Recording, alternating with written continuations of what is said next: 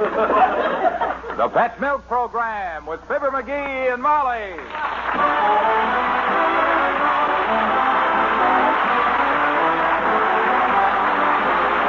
The first evaporated milk, Pet Milk, presents Fibber McGee and Molly with Bill Thompson, Gail Gordon, Arthur Q. Bryan, Cliff Arquette, Tyler McVeigh, and me, Harlow Wilcox.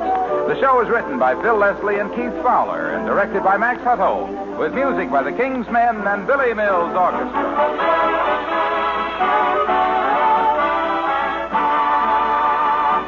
Every month, dozens and dozens of recipes are tested in the famous Pet Milk kitchens. And out of them all, one is chosen as the recipe of the month. And that's one recipe you don't want to miss. The October recipe of the month is for Party Peach Pie. And I get hungry just thinking about it.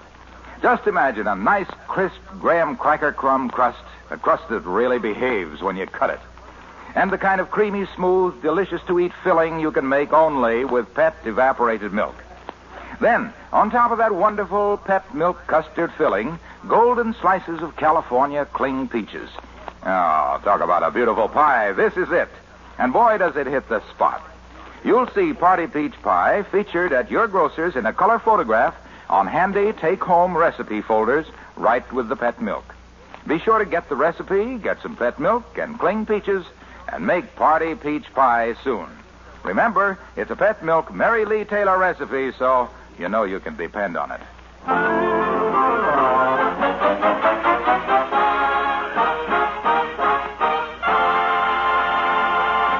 When the parents of Teeny, the little girl down the street, went away for a few days, they left her with the McGees at 79 Wistful Vista. This morning, she awoke with a slight swelling in one cheek. It doesn't bother Teeny in the least, but it has completely shattered the sensitive nerves of the weaker member of Fibber McGee and Molly.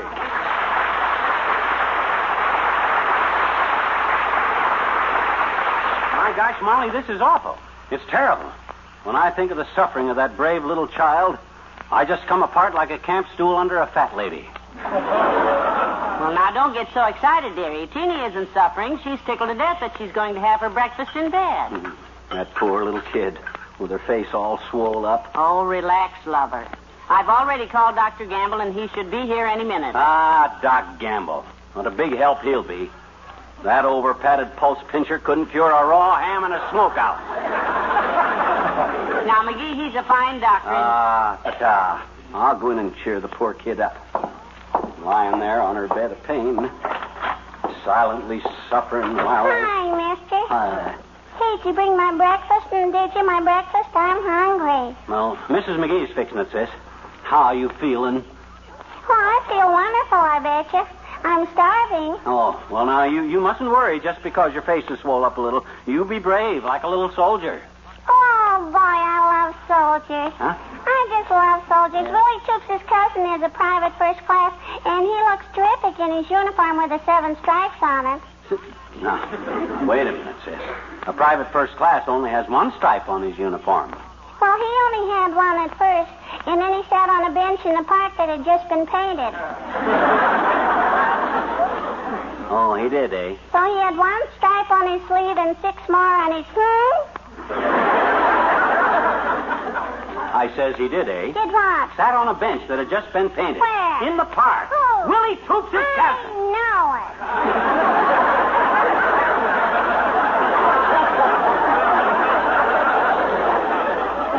it. Okay, sis, just don't excite yourself. You just relax, and I'll go see about your breakfast. Them eggs ready yet, Molly? Well, almost, dearie. How's little Teeny? Ah, what a brave little kid. Claims the swelling don't hurt at all. You ought to see how sweet and angelic she looks.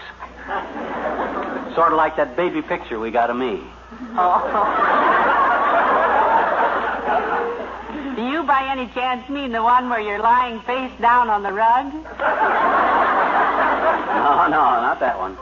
This is the one with the curls I was thinking about. Where I'm holding the kitten by the scruff of the neck. I ain't sure the one where I'm lying face down on the rug is me at all. Not you, dearie? No, you know, the story got around back in Peoria that the photographer saved money by just taking a picture of one baby and selling copies of it to everybody in town. Face down on a rug, you can't tell the difference. breakfast is ready. Oh, that's probably Dr. Gamble. Shall I let him in? No, you feed Teeny. I want a word with the good doctor. All right, dearie. Well, so you finally got here, Danglepot. Yes, I'm here. And I appreciate the charm and warmth of your greeting, Flaplip. Well, where you been? Oh, I know it ain't easy for a fellow built like you to move fast unless there's a forest fire and a strong tailwind behind him. But I just like... Look, mudhead. Molly assured me that Teeny's ailment was a minor one, so I took care of Mrs. Logan's baby first. I didn't know the Logans had a kid. They have now. Oh. I bet you soaked them plenty for the job, too. Well, the child weighed 5 pounds, and I delivered it for $25. Huh? In other words, $5 a pound.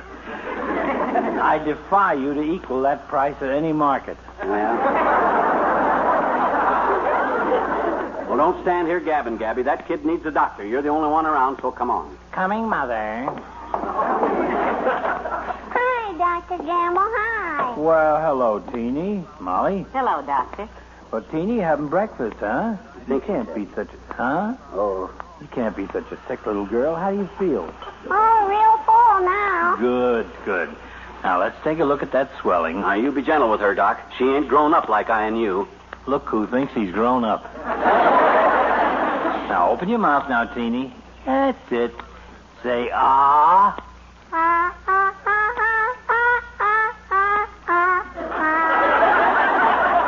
That's good. Yeah, well, that's very simple. Well, what is it, Doctor? Yeah, what is it, Doc? Is it serious? What is it, Doc? What is No, it's simply a loose baby tooth that's caused a little swelling. Oh. I'll make an appointment for Teeny to see a dentist this afternoon. He'll flip it out in no time. Oh, a dentist? I don't want to go to the dentist, Dr. Gamble. Now, don't you worry about a thing, Teeny. Old Uncle Fibber won't let him hurt you. Yeah, but gee, Willie Toops went to the dentist last week, and he hollered like everything, and they had to pull Willie's front tooth out of the dentist's leg.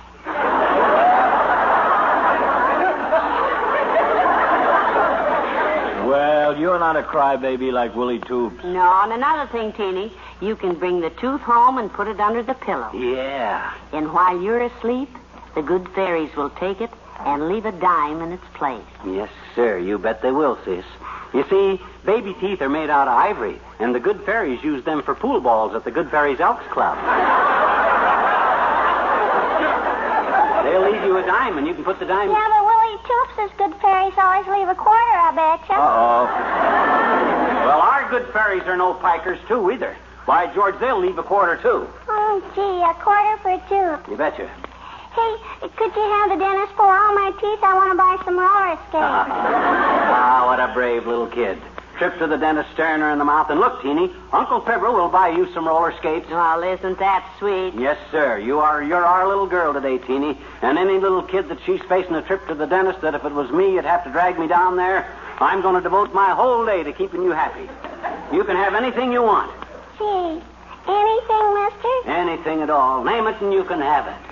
Oh, boy, what a day this is going to be. What's that? Well, I want roller skates and comic books and a box of crayons and a new dolly and an ice cream cone and a radio.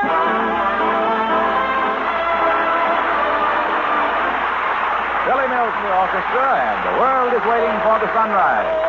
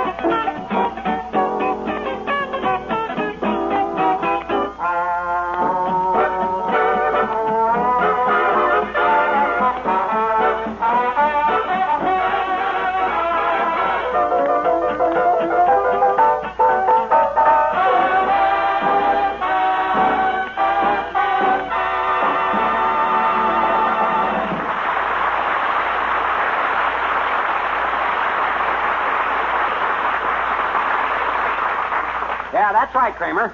A box of crayons, 6 comic books, and a double-decker ice cream cone. Yeah, double-decker, raspberry and potassio. What? Well, send out and get some potassio. My gosh, this is an emergency. Is that Kramer's drugstore, dearie? Well, Kramer's so-called drugstore, yeah. Now, any guy that calls himself a druggist don't handle potassio ice cream. It's ridiculous. That brave little child lying in there suffering without a word, except to ask for something maybe every 5 minutes. And... Say, how is she anyway? She's not worried about the dentist, is she? Well, she would be, only for me. I've been in that bedroom entertaining her for the past 2 hours while you were at the grocery. I only come out of there once, just long enough to get her last week's funny papers, put a new string on the yo-yo, and bring her a piece of pie. Say, I was saving that apple pie for your dinner, but if you don't mind giving... Oh, she didn't want apple pie. She wanted coconut custard. So I had to run down to Walt's Malt Shop for it. Well, heavenly days, I hope she enjoyed it. Didn't eat it. Wrong size coconut on it.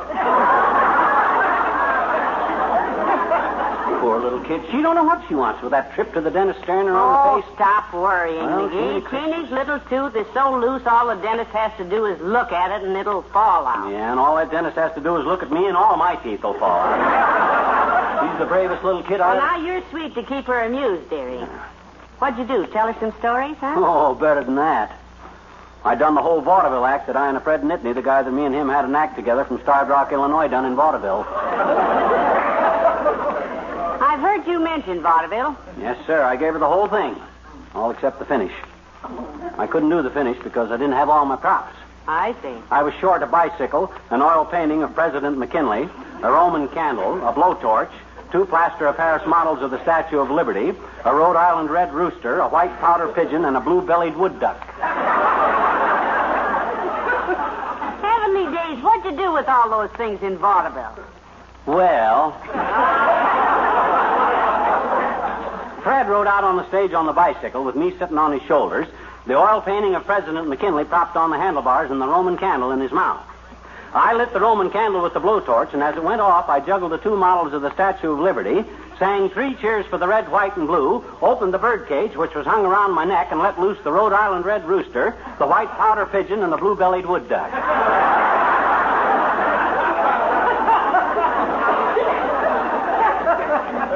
This caused quite a bit of comment.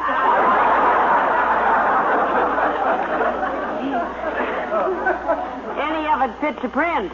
Well, anyhow, I done the rest of my act for Teeny, including all the jokes. Well, did she enjoy the entertainment? Well, that's hard to say. I didn't want to wake her up, just ask her.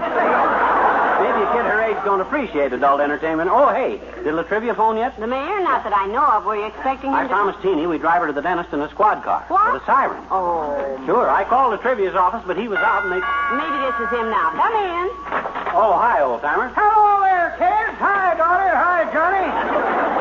Well, hello, Mr. Oldtimer. How are you? Better than a bird dog, daughter. Not quite as shaggy today. Yeah? Got up early this morning and went out for a haircut. Is that so? I usually cut my hair in the house, but it was such a fine day I went out and cut it in the yard. Must have used a lawnmower from the looks of it. Well, I got problems here, old-timer. We got to take Teeny to the dentist at 3 o'clock. No, I love dentists, kid. Yeah? Never go near 'em myself, but I just love... Mr. McGee, hey, Mr. McGee, I'm awake now. Oh, that poor little kid. Well, I better get in there before she starts worrying about the dentist. I'll go cheer her up, Johnny.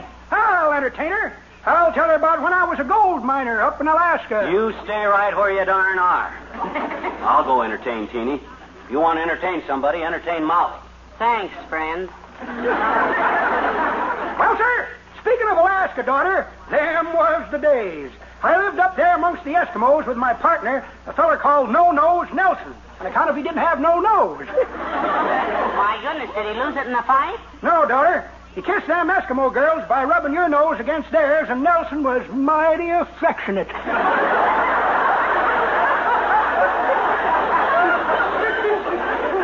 that's all very interesting. Never will forget the day we heard about a new gold field out there. Off we went in our dog sled, pulled by 8 huskies and a Pekingese. A Pekingese, could he pull a sled? Couldn't pull worth a darn, but he sure give the other dogs a lot of laughs. The very first day we dug out 140 pounds of pure Goldie. 140 pounds of pure gold, you mean? Goldie, daughter, dance hall hostess, and pure as a driven snow. Fact, it was out of a snowbank that we dug her. She fell off the Saturday night sled from Dawson, and me and No-Nose flipped a coin. Am I boring you with this yarn, daughter? No, not at all, Mr. Oldtimer. Well, you're lucky. I find it a very dull story myself. So long. Oh, don't go away.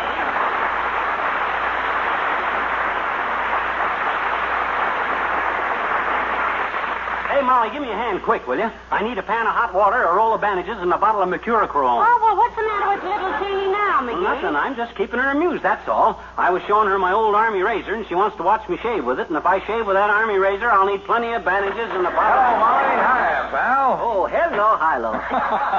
Hello, Mr. Wilcox. Say, were you ever a gold miner in Alaska? No. Well, then you can stay.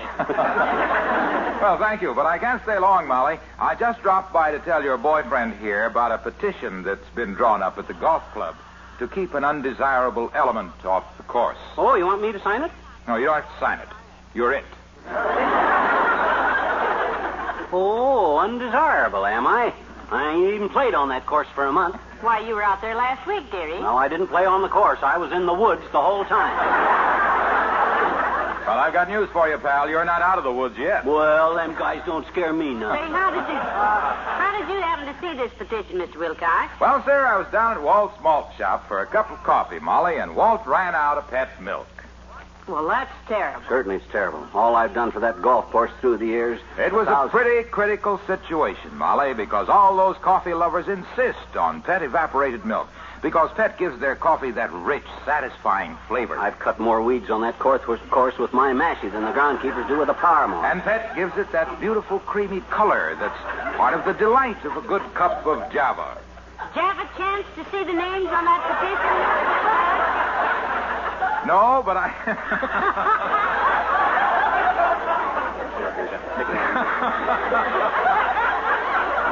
No, but I told Walt to hold it, and I'd run over to the grocery store and pick up a case of Pet for him. Before he started losing business, you see. Yeah. Because Walt's customers are pretty discriminating. And if they can't have Pet in their coffee, they pout. I got as much right in the woods around that golf course as anything. I'd rather play in the woods anyway. You meet a much better class of people out there.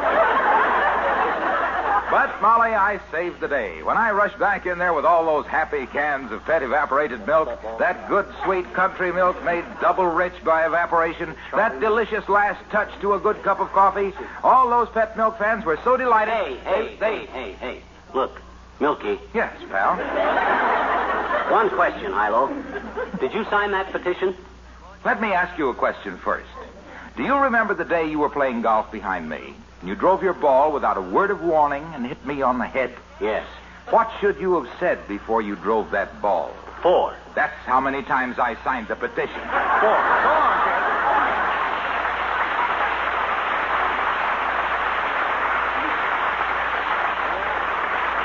A wise guy. He's got news for me. Well, I got a little news for him, too. That petition wound up yesterday with Ole at the Elks Club, and he sold it to me for $3, and I burned it. Mr. Wilcox was just kidding anyway, dearie. Well, it's about time you got here, Latrivia. Hello, Molly. Hello, Mr. Mayor. Is this the way the mayor of this town treats a frantic call from a taxpayer that I left word I got an emergency? Knowing your idea of an emergency, McGee, I rushed over here as fast as I could. After a leisurely lunch, a workout on the handball court, and a shoe shine. What's the problem? Well, it's Teeny, Mr. Mayor. The youngster down the street. We have to take her to the dentist at 3 o'clock. And I promised her a ride in a squad car with a siren. Well, aren't you sweet? I think so. The way I look at it, nothing's too much trouble for me to ask somebody for when the happiness of a little child is at stake. You bring a squad car with you? No, but I have my own official car outside. Oh, that's wonderful, Mr. Mayor. Yeah, that the car the city gave you? The one that you had to drape a dead moose over the side of it when you took that trip to Yosemite to cover up where it says, for official use only? Oh.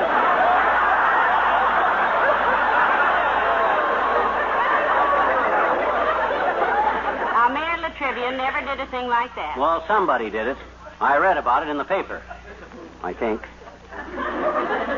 Think is a rather extravagant word for the clanking, grinding processes that go on between your generous ears, McGee. Well, thanks, boy.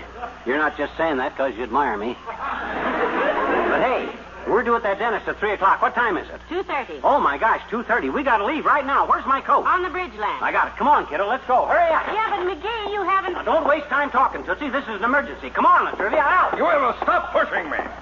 Okay, we're out. Now, where's your car, Latrivia? Dearie, haven't you forgotten something? Not me. It's Latrivia that's holding us up. We got to get that poor kid to the dentist. I know, but where is the poor kid? Oh, my gosh, I forgot the poor kid. You wait here. The King's Men and Oklahoma. Oklahoma, where the wind comes sweeping down the plain, where the waving wheat can sure smell sweet when the wind comes right behind the rain.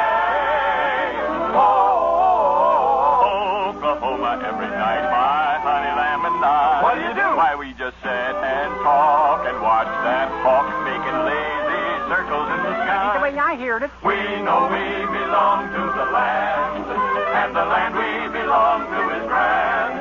So when we say, E-O, And how we love to say, E-O, we're only saying you're doing fine, Oklahoma. Oh, what a beautiful state. What a beautiful brand new state. Yep. Fine big state. Yep. Gonna treat you great. Yes, sirree. That's what I said. Yep. Gonna give you barley, Carrots and potatoes. pasture for the cattle, and spinach and tomatoes. Flowers on the prairie where the June bugs zoom. Plenty of air and plenty of room.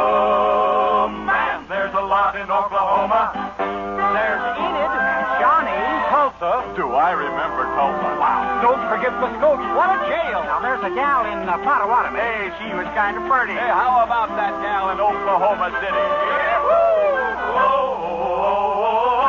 Oklahoma, where the land is waiting there for me to give me onions on the table, carrots and potatoes, pasture for the cattle, spinach and tomatoes.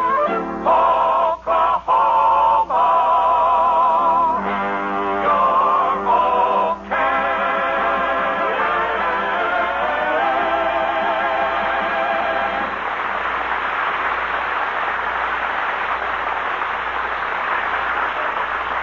Well, come on, kids. Here's the dental building right here.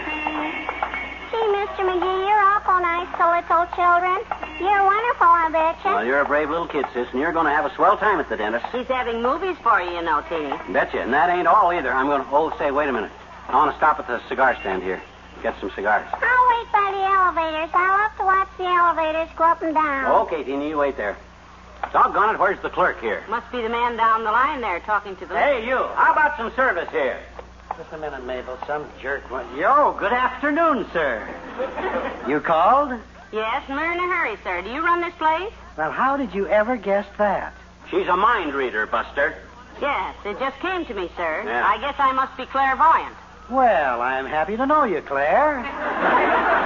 And this must be Mr. Voyant, eh? No, I'm not Mr. Voyant. I'm Mr. McGee. And I want some... Oh, I'm sorry, sir. You'll have to wait your turn. Huh? Miss Voyant was here first. What can I do for you, baby?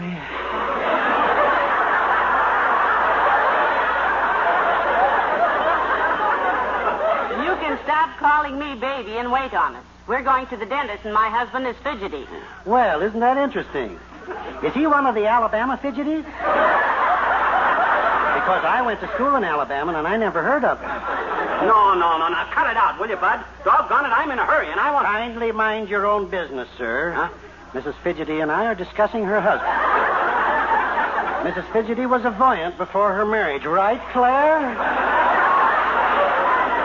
For goodness sakes, no. Look, our name is McGee. We're married. She's my wife. Do I make that clear?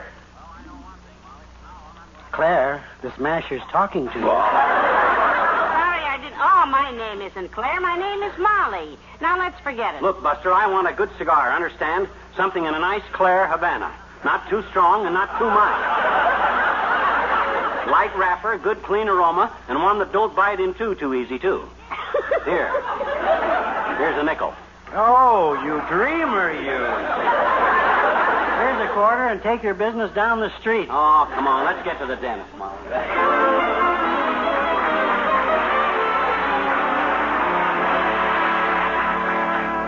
The The doctor will be here in a minute now, Teeny, so don't you worry about a thing. No, sir, we're going to have fun today, Teeny. You won't even know that little tooth. Oh, hello there, Dr. Durkin. Hello, Mrs. McGee. Well, I'm ready for the little patient. Oh, this is her, Doc. Is everything here that I ordered? Oh, yes, everything's ready, McGee. Good. Now, you just sit here in the chair, young lady. That's it. All right, send in the organ grinder. A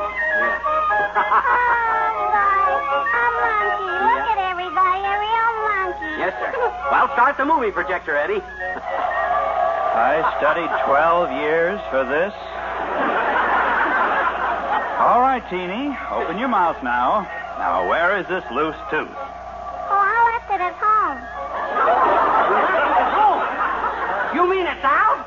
Sure. Huh? It came out this morning in the pistachio ice cream, mister. Oh, God. Sit on Hopalong Cabin. Oh, this is ridiculous.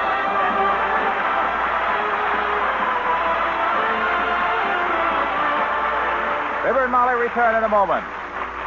You housewives are really smart. In these days of high prices, you could so easily go down the line in your grocery store and without thinking too much about quality, simply pick the items that cost the least. But you're smarter than that. You know that pet evaporated milk costs less generally than bottled milk or any other form of milk. But economy isn't the number one reason you reach for pet milk. The well-being and happiness of your family come first. And you know that with pet milk, you can make everyday family foods more nourishing and more delicious. Because pet milk is good, sweet country milk concentrated to double richness. You also know you can use pet milk for just about all your milk and cream needs. Use it for coffee cream or even whipping cream. And that's quite a convenience as well as a big saving. So to sum it all up, you get pet milk because for so very little, you get so very much. That's what I call being smart. And my hat's off to you. Keep reaching for pet milk.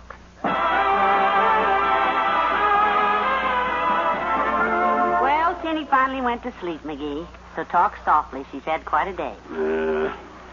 Must have been an expensive day for you. But that's a wonderful trait, you know, fondness for children. Mother's proud of you. Oh, Mr. McGee, can I have a drink of water? Go to sleep! Well, good night. Good night, all.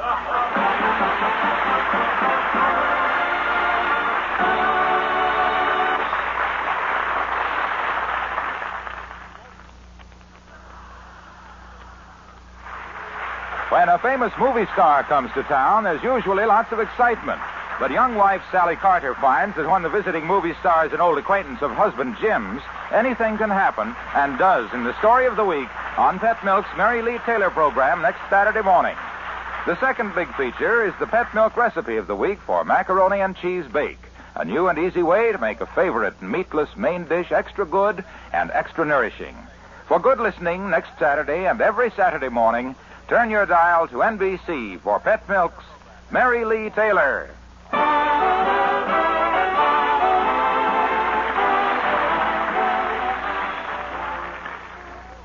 Next, it's Big Town, then Playhouse on Broadway on NBC.